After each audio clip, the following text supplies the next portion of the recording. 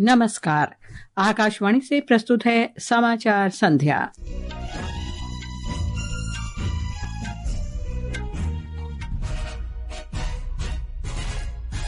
अंतर्राष्ट्रीय मुद्रा कोष ने कहा, भारत का सकल घरेलू उत्पाद पिछले 10 वर्षों में दोगुना होकर 2,10,000 करोड़ डॉलर से बढ़कर 4,30,000 करोड़ डॉलर हुआ। जाने माने हिंदी कवि और लेखक विनोद कुमार शुक्ल को ज्ञानपीठ पुरस्कार से सम्मानित किया जाएगा। वस्तु और सेवा कर खुफिया महानिदेशालय ने ऑनलाइन मनी गेमिंग की अवैध अनुपालना नहीं करने वाली 357 वेबसाइट बंद की। दक्षिण पश्चिम नाइजर में एक मस्जिद पर हुए आतंकवादी हमले में 44 लोगों की मौत।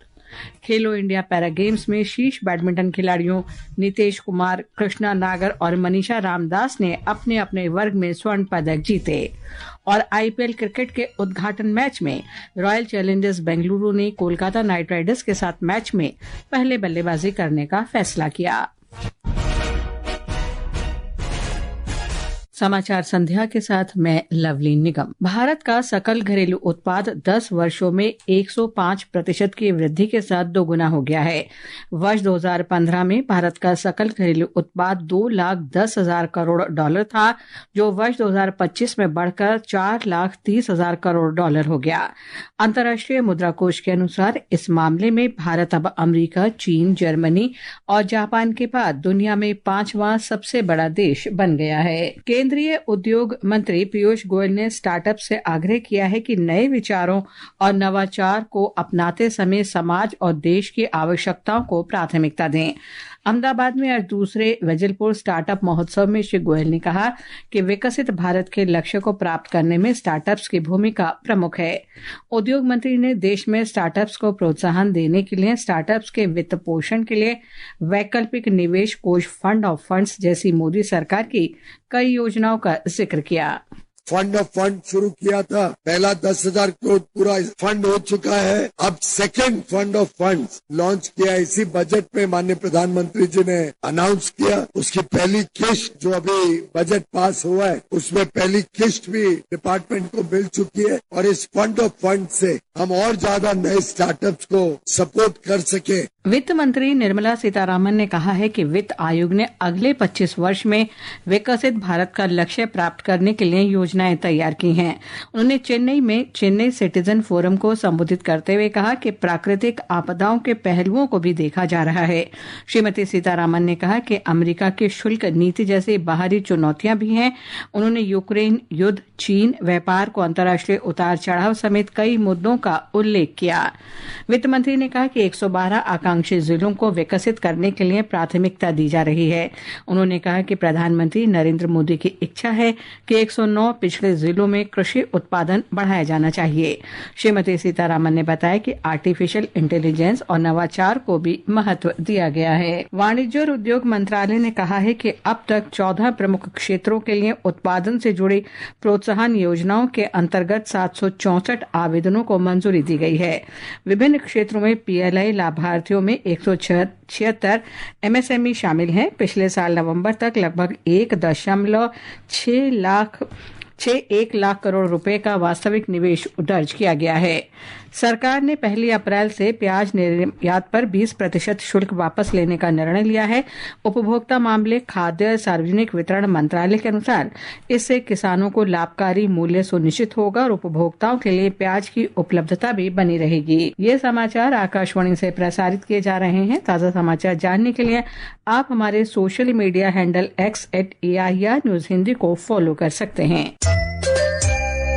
ये आकाशवाणी है। हिंदी के प्रसिद्ध कवि और लेखक छत्तीसगढ़ के विनोद कुमार शुक्ल को सबसे बड़ा साहित्यिक सम्मान ज्ञानपीठ पुरस्कार दिया जाएगा। श्री शुक्ल पिछले 50 सालों से साहित्य लेखन में लगे हुए हैं। उनका पहला कविता संग्रह लगभग जय हिंद वर्ष 1971 में प्रकाशित हुआ था। उनके उपन्यास नौकर की कमीज, खिलेगा तो देखेंगे और दीवार में एक खिड़की हिंदी के सबसे बेहतरीन उपन्यासों में से माने जाते हैं। श्री शुक्ल की कविताएं भी बहुत लोकप्रिय हुई हैं। साथ ही उनकी कहानियों का संग्रह पेड़ पर कमरा और महाविद्यालय भी चर्चा में रहा है। श्री शुक्ल ने बच्चों के लिए भी किताबें लिखी हैं। उनकी किताबों का कई भाषाओं में अनुवाद भी हो चुका है। विनोद कुमार शुक्ल को इससे पहले उनके लेखन के लिए कई पुरस्कार मिल चुके हैं। ज्ञानपीठ पुरस्कार मिलने पर विनोद कुमार शुक्ल ने कहा कि ये पुरस्कार उन्हें जिम्मेदारी का एहसास भी कराता है। ये पुरस्कार बहुत बड़ा पुरस्कार है। मेरी जिंदगी में ये एक जिम्मेदारी का एहसास है। मैं उसको महसूस करता हूँ। अच्छा तो लगता है, खुश होता हूँ, बड़ी उथल पुथल है महसूस करना कि ये पुरस्कार कैसा लगा। बहुत बढ़िया लगा। छत्तीसगढ़ के मुख्यमंत्री विष्णुदेव साय ने विनोद कुमार शुक्ल को ज्ञानपीठ पुरस्कार दिए जाने की घोषणा पर बधाई दी है। माल और सेवा कर खुफिया महानिदेशालय ने ऑनलाइन मनी गेमिंग की अवैध और अनुपालना नहीं करने वाली 357 वेबसाइट को बंद कर दिया है। महानिदेशालय ने विदेशों से संचालित ऑनलाइन गेमिंग कंपनियों के विरुद्ध कार्रवाई तेज कर दी है। ऑनलाइन मनी गेमिंग उद्योग में देशी और विदेशी कंपनियां शामिल हैं। सट्टेबाजी और जुआ से जुड़ी लगभग 700 विदेशी कंपनियां महानिदेशालय की नजर में हैं। वित्त मंत्रालय ने कहा है कि ये कंपनियां जीएसटी के संदर्भ में पंजीकरण, कर भुगतान करने और कर नियमों का पालन करने में विफल रही हैं।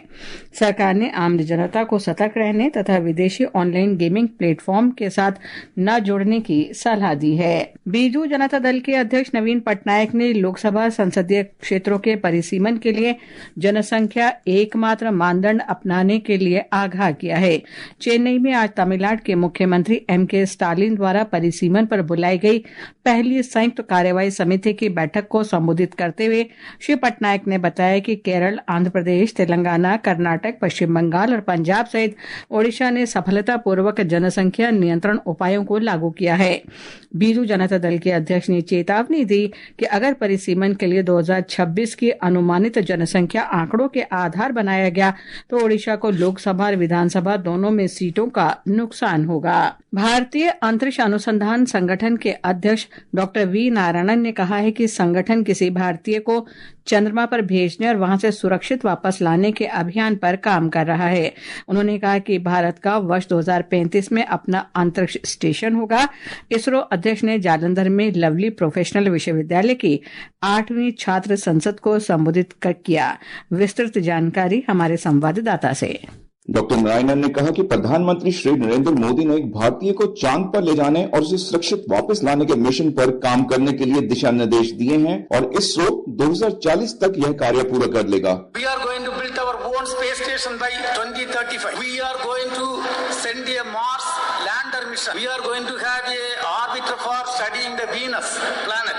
अंतरिक्ष कार्यक्रम की विनम्र लेकिन प्रेरणादायक यात्रा के बारे में भी बात की, जिसमें कई उपलब्धियां शामिल हैं। मंगल ग्रह मिशन को अपने पहले प्रयास में सफलतापूर्वक पूरा करना और वह भी एक रॉकेट के उपयोग के साथ ऐसी ही उपलब्धि है। नासा के अंतरिक्ष यात्री सुनीता विलियम्स और बुच विलमोर की अंतरिक्ष से 9 महीने के बाद सुरक्षित वापसी पर डॉक्टर नारायणन ने कहा कि वे उस दिन सोए नहीं क्योंकि वे पूरे मिशन को देख रहे थे। उन्होंने कहा कि हमें अपने मिशन की सफलता के लिए दूसरों से भी सीखना चाहिए। राजेश बाली, आकाशवाणी समाचार, जालंधर। न्यायमूर्ति बीआर गवई के नेतृत्व में सर्वोच्च न्यायालय के 5 न्यायाधीशों का प्रतिनिधिमंडल आज से इम्फाल दौरे पर है।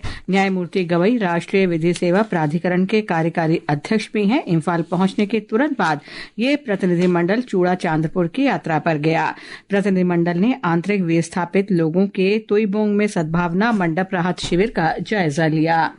महाराष्ट्र के मुख्यमंत्री देवेंद्र फडणवीस ने कहा है कि हाल में नागपुर में हुई हिंसा के दौरान संपत्ति को हुए नुकसान की भरपाई घटना के लिए जिम्मेदार दंगाइयों से की जाएगी। श्री फडणवीस ने नागपुर हिंसा के संबंध में वरिष्ठ पुलिस अधिकारियों के साथ समीक्षा बैठक के बाद संवाददाताओं से बातचीत में कहा कि पीड़ितों को मुआवजा अगले 2 से 4 दिन में दे दिया जाएगा।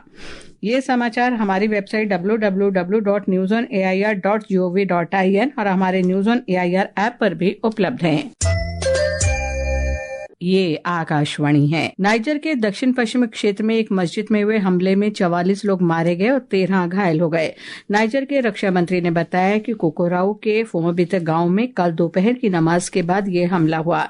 पश्चिम अफ्रीका का ये क्षेत्र अल कायदा और इस्लामिक स्टेट से जुड़े जिहादी विद्रोही का केंद्र है। सरकार ने इस्लामिक स्टेट से संबद्ध एक संगठन को इन हमलों के लिए जिम्मेदार बताया है। कोलकाता में आईपीएल क्रिकेट के 18वें संस्करण के पहले मैच में रॉयल चैलेंजर्स बेंगलुरु के साथ वर्तमान चैंपियन कोलकाता नाइट राइडर्स ने ताजा समाचार मिलने तक 16 ओवर में 6 विकेट पर 151 रन बना लिए हैं। आज बेंगलुरु में टॉस जीतकर गेंदबाजी करने का फैसला किया। हमारे संवाददाता ने बताया है कि प्रतियोगिता का उद्घाटन रंगारंग समारोह के साथ हुआ। 18वें आईपीएल क्रिकेट का आज शाम रंगारंग उद्घाटन कोलकाता के ईडन गार्डन स्टेडियम में हुआ। समारोह में शाहरुख खान, दिशा पाटनी, गायिका श्रेया घोषाल और पंजाबी गायक करण औजला सहित कई सितारों ने अपनी प्रस्तुति दी।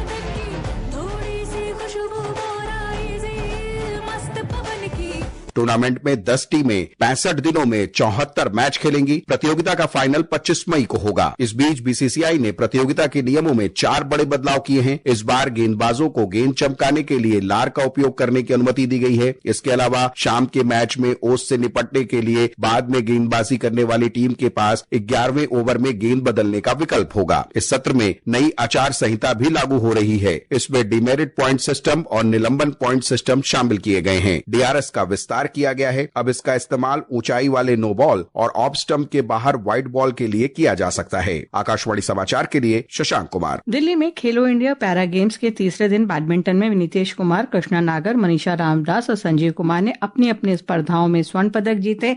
पदक तालिका में तमिलनाडु पहले, हरियाणा दूसरे और राजस्थान तीसरे नंबर पर है। अंत में मुख्य समाचार एक बार फिर। अंतर्राष्ट्रीय मुद्रा कोष ने कहा, भारत का सकल घरेलू उत्पाद पिछले 10 वर्ष में दोगुना होकर 2,10,000 करोड़ डॉलर से बढ़कर 4,30,000 करोड़ डॉलर हुआ। जाने माने हिंदी कवि और लेखक विनोद कुमार शुक्ल को ज्ञानपीठ पुरस्कार से सम्मानित किया जाएगा। वस्तु और सेवा कर खुफिया महानिदेशालय ने ऑनलाइन मनी गेमिंग की अवैध और अनुपालना नहीं करने वाली 357 वेबसाइट बंद की। दक्षिण पश्चिम नाइजर में एक मस्जिद पर हुए आतंकवादी हमले में 44 लोगों की मौत। खेलो इंडिया पैरा गेम्स में शीर्ष बैडमिंटन खिलाड़ियों नीतीश कुमार, कृष्णा नागर और मनीषा रामदास ने अपने अपने वर्ग में स्वर्ण पदक जीते। और आईपीएल क्रिकेट के उद्घाटन मैच में रॉयल चैलेंजर्स बेंगलुरु ने कोलकाता नाइट राइडर्स के साथ मैच में पहले बल्लेबाजी का फैसला किया। इसके साथ ही समाचार संध्या का ये अंक समाप्त हुआ। नमस्कार।